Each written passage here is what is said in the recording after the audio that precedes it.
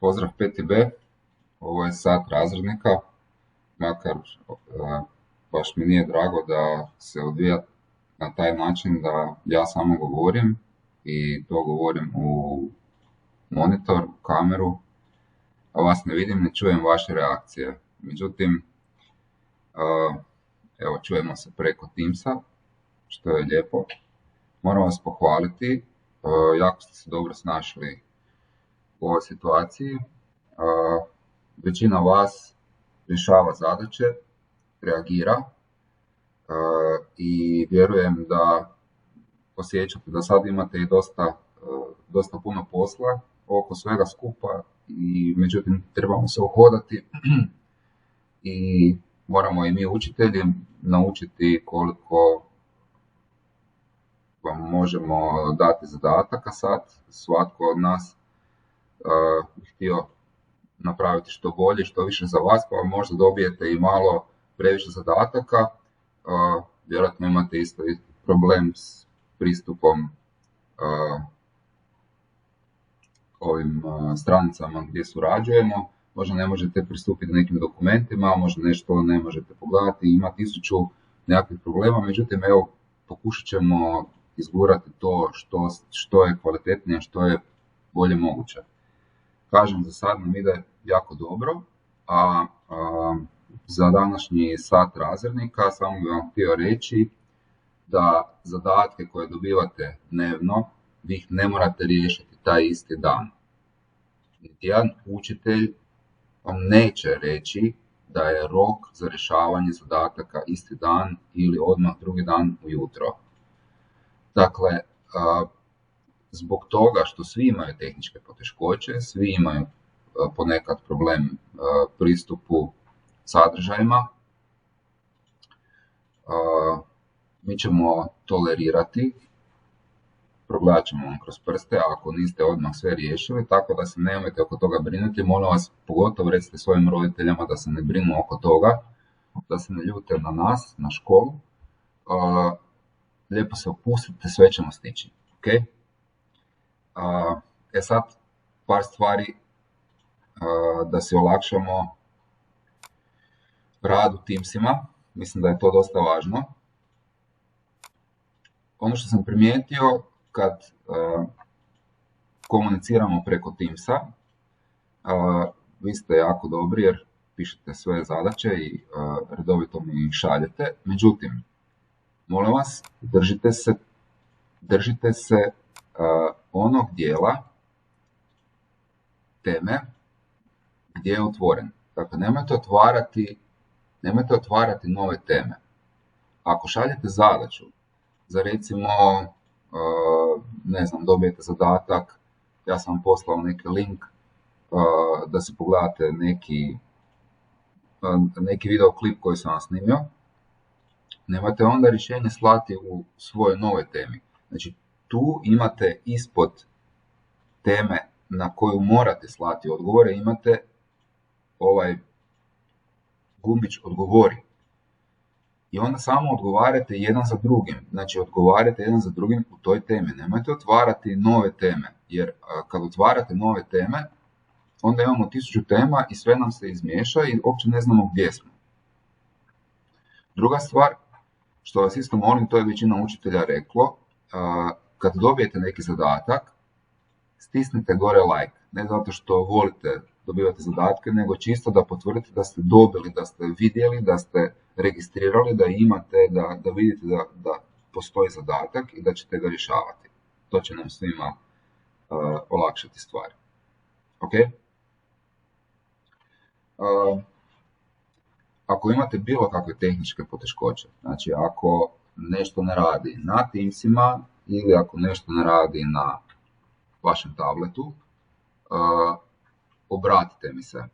Nemojte to pisati ovdje na forum, na objave, znači ne na ovaj dio, nego koristite čavrljanje, možete mi se javiti. Ali nemojte mi se javljati čim nešto zašteka odmah isti čas. Ako se neka stranica ne može učitati, ja ne mogu utjecati na to da internet radi sad bez problema. U redu? Znači, ako imate neki problem koji se ponavlja kroz cijeli dan, onda mi napišite u čavrljanju, javite mi se. Imali ste, dobili ste od mene u ovom kanalu općenito, ne znam koliko vas je vidjelo jer niste mi kliknuli like. Kliknite mi like da vidim tko je to vidio. Dobili ste zadatak ajmo složiti internet. Na poveznici imate, ovo je poveznica ne na moj videoklip, nego na klip jednog klinca koji je snimio objašnjenje kako se slaže internet na tabletima. Jako dobro je to objasnio, puno bolje nego što bih ja. Sve je lijepo rekao gdje treba poklikati i dakle, ovisno o tome koju ste karticu dobili, to možete vidjeti po onim kartončićima koje sam rekao da se morate čuvati. Mi smo dobivali ili karticu od A1, to je onaj bijeli kartončić, ili karticu od Tele2, to je onaj narančasto, ljubičasti ili kako već boja, gore piše Tele2. Dakle, jedina razlika koju ćete upisivati kad upisujete podatke pod APN, morate upisati za karticu, za A1 karticu carnet.vip.hr, a oni koji imaju Tele2 moraju upisati skola.tele2.hr. Ok, to je jedna razlika.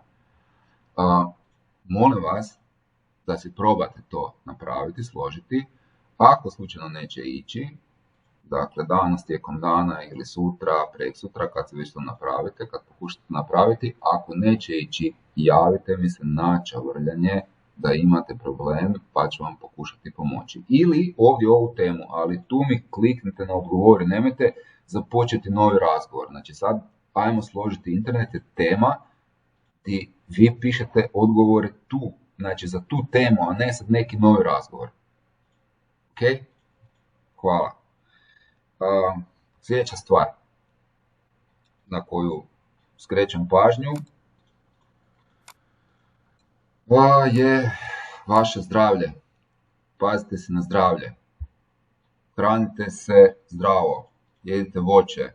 Jedite redovito ručak.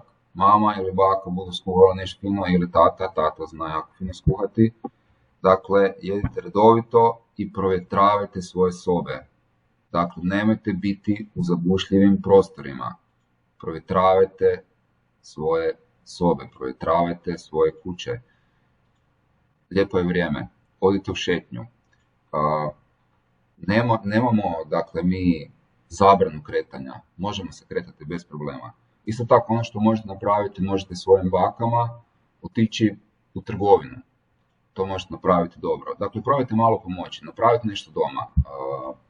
Čistite sobu, sudjelujte u kućanskim poslovima, iznesite smeće, dajte se na raspolaganje svojim roditeljima. Dakle, ne morate biti samo zaštekani na internet, ne morate samo rješavati zadatke, odredite si jedan dio dana za školu, kad ćete to rješavati, kad ćete sve si pročitati i porješavati, ali dajte jedan dio dana svakako pomognite doma svojima. I naravno uzmite jedan dio dana za sebe, malo za opuštanje. Morate se i poigrati.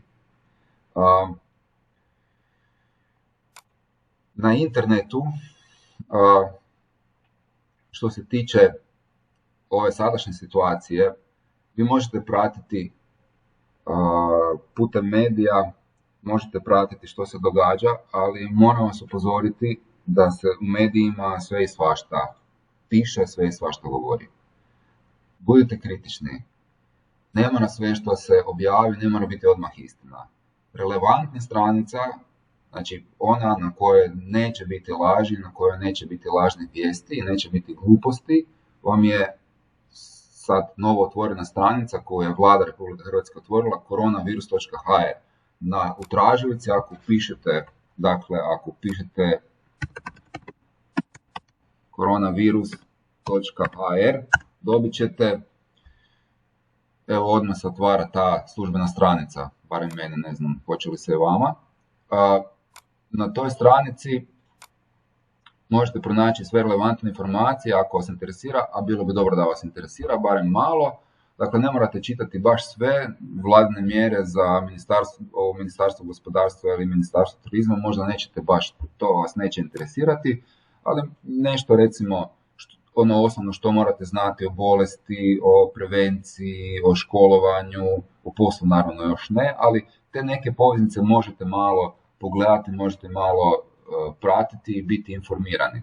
Isto tako, slobodno kažete roditeljima, ako će biti neka panika doma, možete ih malo umiriti, pokažite im da postoji ta stranica koronavirus.hr, pokažite im gdje su važni brojevi, ako se moraju nekome javiti, ako sumnjaju da se netko od vaše obitelji zarazio. Imate i po županijama nekakve obavijesti, ima sve i svašta. Dakle, informirajte se malo. Nemojte odmah za neke vijesti koje čujete na televiziji, nemojte odmah paničariti. Dakle, imate glavu, mislite glavom. Budite kritični. Što se tiče još, recimo, relevantnih informacija, osim na internetu, mislim da vam je najbolje pratiti tijekom dana na Hrvatskoj radioteleviziji. Imate obraćanja kriznog stožera, to je u 4 sata obično tijekom dana. U 16 sati to možete pogledati, a možete pogledati i dnevnik. Sad ne mora to biti Hrvatska radiotelevizija, ima i druge televizije isto tako dobre dnevnike, ako želite ostati informirani. A bilo bi dobro da ste informirani. Eto, toliko. Dakle, ostanite zdravi. Pozdrav, do sljedećeg tjedna. Pušteno.